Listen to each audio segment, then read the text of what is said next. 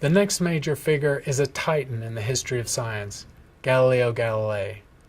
Born in Pisa, Galileo was the first modern physical scientist, conducting experiments, developing theories, and generally an all-rounder. He followed the scientific method to the T and defines physical science for the succeeding generations. As Galileo approached his study of astronomy, he was aware of three objections to the Copernican model rooted in Aristotelian physics. The first was the objection to the Earth being in motion, because no motion is apparent, even though we should all be moving at hundreds of miles an hour as the Earth spins on its orbit once a day. The second objection is based on the perfection of circles and spheres, and the fact that imperfections in the heaven would not be countenanced in the Greek view of the cosmos. The third objection relates to stellar parallax. If the Earth is suddenly in motion, then why do the stars not appear to change their brightness and relative positions or angles as the Earth goes around the Sun?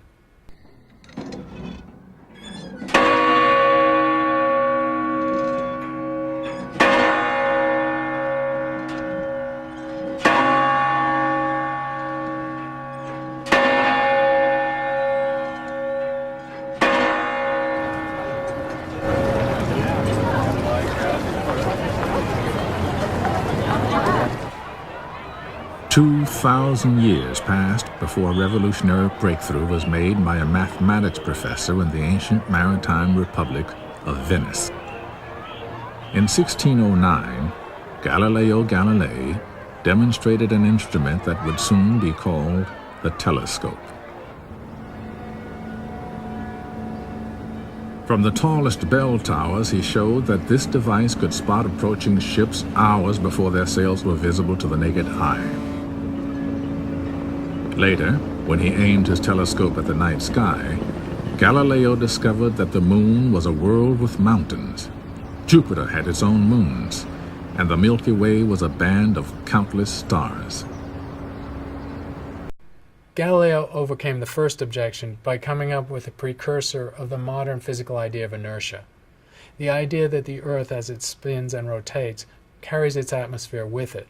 So for someone standing on its surface, the large motion of rotation is not felt. He extended this into what's called the Galilean theory of relativity.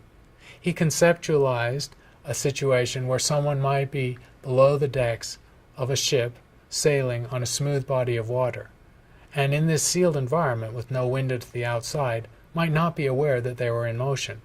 Any experiment they could conduct with falling or dropping objects would look the same as if they were stationary on the surface of the land.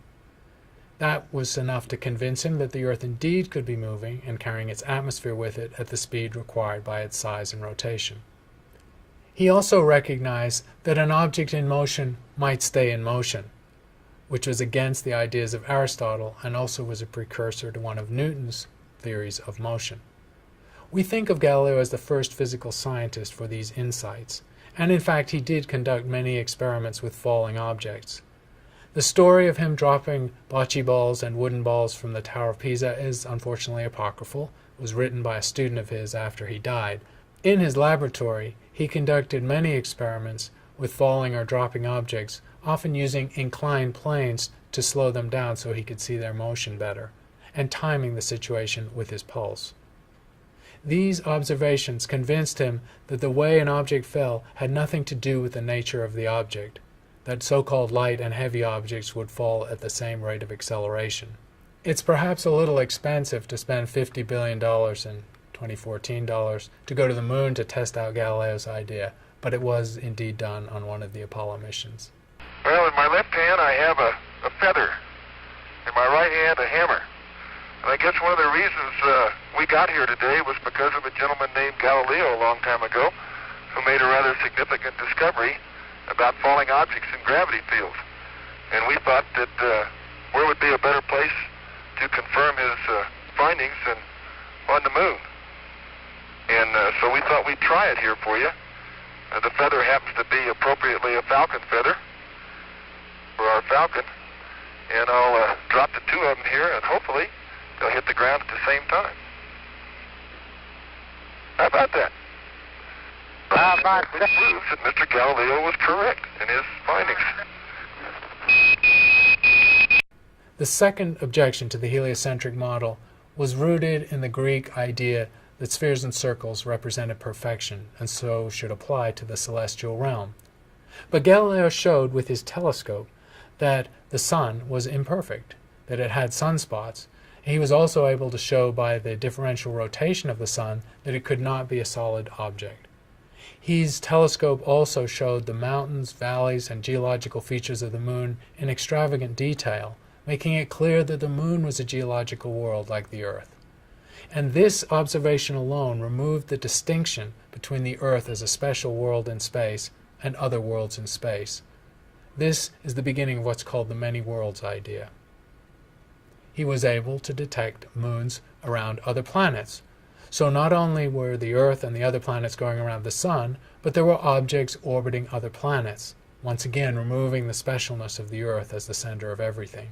In particular, his series of observations of the 4 brightest moons of Jupiter, the so-called Galilean moons, although he named them the Medicean moons after his patron, the Duke of Medici, are exquisite scientific observations used to show objects going around another object while Jupiter goes around the Sun, also confirming Kepler's laws applying to the moons of a giant planet in the outer solar system.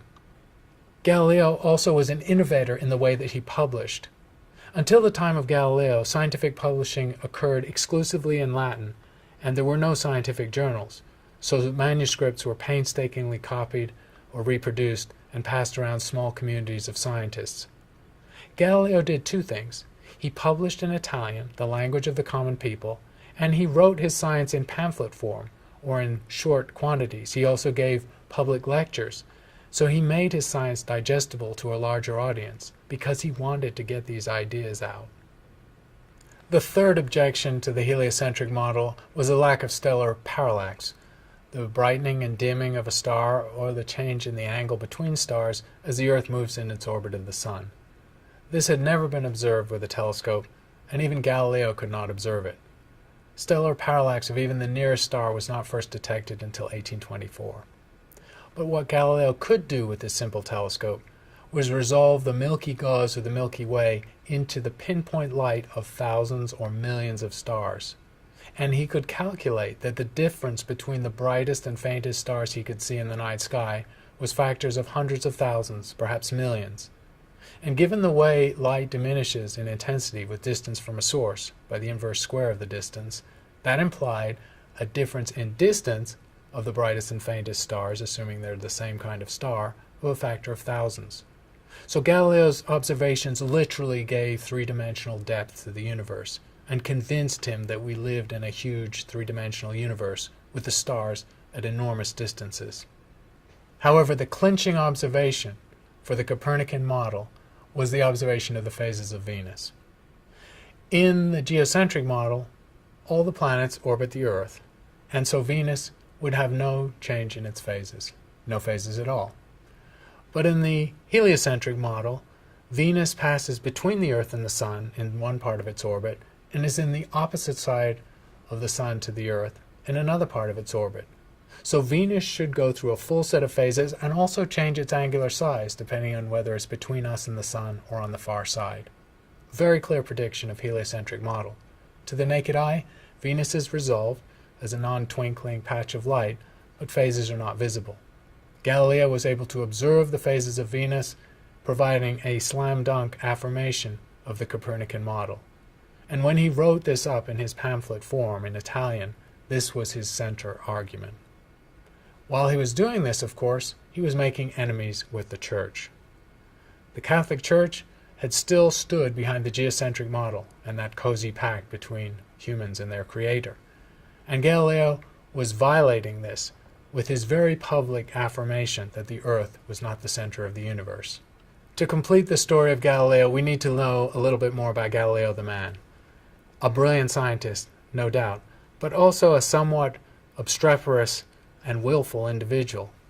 He essentially was fired from his first university, where the physics departments were run by Aristotelians who used to wear togas in homage to their idol.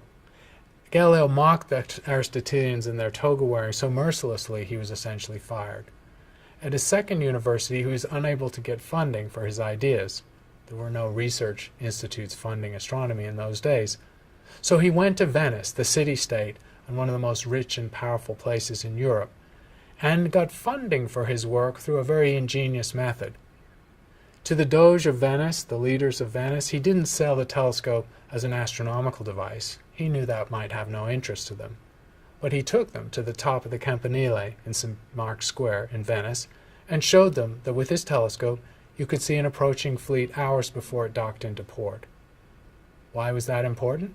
Well, back in those days, sea travel was dangerous, and any fleet traveling with spices or silk or valuable commodity would have ships lost to hurricanes or piracy or some that just sunk.